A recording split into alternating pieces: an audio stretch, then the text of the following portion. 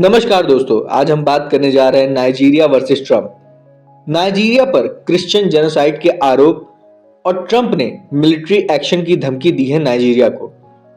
क्या नाइजीरिया सच में क्रिश्चियन प्रोस्टिक्यूशन का शिकार हो चुका है या फिर एक राजनीतिक खेल है? चलिए समझते हैं बिना किसी देरी के। सबसे पहले बैकग्राउंड कॉन्टेक्स्ट जानना जरूरी है। पिछले कुछ दिनों में यूएस के प्रेसिडेंट डोनाल्ड ट्रंप ने नाइजीरिया पर क्रिश्चियन जेनोसाइड के आरोप लगाए हैं। डायरेक्ट पेंटागन को मिलिट्री एक्शन की प्लानिंग करने के लिए ऑर्डर दे दिया है। ट्रंप ने अपने ट्रुथ सोशल मीडिया चैनल पर कहा कि अगर नाइजीरिया ने क्रिश्चियन किलिंग बंद नहीं की तो अमेरिका गन ए ब्लेजिंग मोड में आ जाएगा। ट्रंप ने नाइजीरिया को एक डिसग्रेस कंट्री भी बोला है।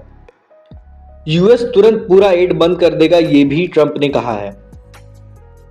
अब नाइजीरिया का रिस्पॉन्स समझते हैं। नाइजीरिया की सरकार ने ट्रंप के आरोपों को पूरी तरह से खारिज कर दिया है। प्रेसिडेंट जो नाइजीरिया के प्रेसिडेंट हैं, बोला टिनुबू ने कहा कि नाइजीरिया एक सेकुलर देश है जहां क्रिश्चियनिटी और मुस्लिम दोनों एक साथ प्रोटेक्शन में रहते हैं। टिनुबू ने यह भी बोला कि उनका देश यूएस की सिक्योरिटी कोऑपरेशन के लिए तैयार है, लेकिन सॉवरेनिटी पर कॉम्प्रोमाइज नहीं होगा। रियलिटी अब चेक जानते हैं क्या है। नाइजीरिया का एक्चुअल ग्राउंड सिचुएशन थोड़ा कॉम्प्लेक्स है। देश की पॉपुलेशन लगभग 230 मिलियन है, मतलब 23 करोड़ लोग, जहां मुस्लिम और क्रिश्चियन दोनों ही रहते हैं।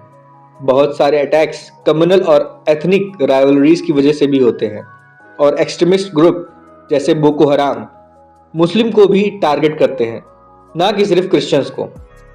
2024 में ओपन डोर इंटरनेशनल रिपोर्टर्स के हिसाब से नाइजीरिया में 3100 क्रिश्चियंस की हत्याएं हुई, लेकिन बहुत सारे विक्टिम्स उसमें से मुस्लिम भी थे।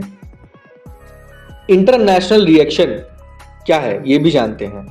ट्रंप ने सीपीसी मतलब country of particular concern designation के बाद कुछ रिलीजियस लिबर्टी ग्रुप ने भी इस डिसीजन को सपोर्ट किया, लेकिन नाइजीरियन गवर्नमेंट और लोकल मीडिया ने बोला कि वेस्टर्न कंट्रीज ग्राउंड रियलिटी को बिना समझे ही एलिगेशन लगाते हैं।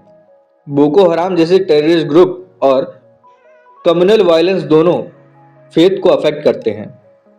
चलिए अब पॉलिटिकल एंगल समझते हैं।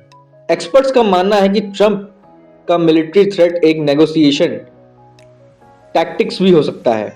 Nigeria US already counter cooperation करते हैं, आर्म्स इंटेलिजेंस शेयरिंग करते हैं, लेकिन नाइजीरिया की सॉवरेनिटी पर डायरेक्ट मिलिट्री इंटरवेंशन से बहुत सारे सवाल खड़े हो जाते हैं।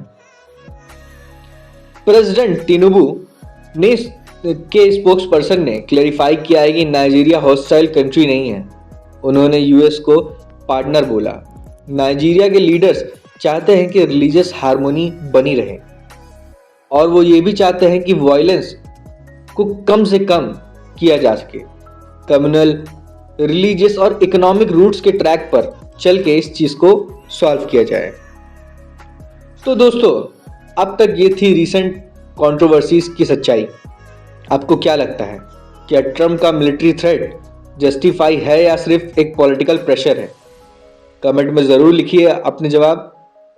वीडियो को लाइक करें, शेयर करें और सब्सक्राइब करना मत भूलिएगा और बेल आइकन जरूर दबा दें। मैं आपको मिलता हूं नई सी प्यारी सी वीडियो में। तब तक के लिए thank you so much. Tata, bye bye.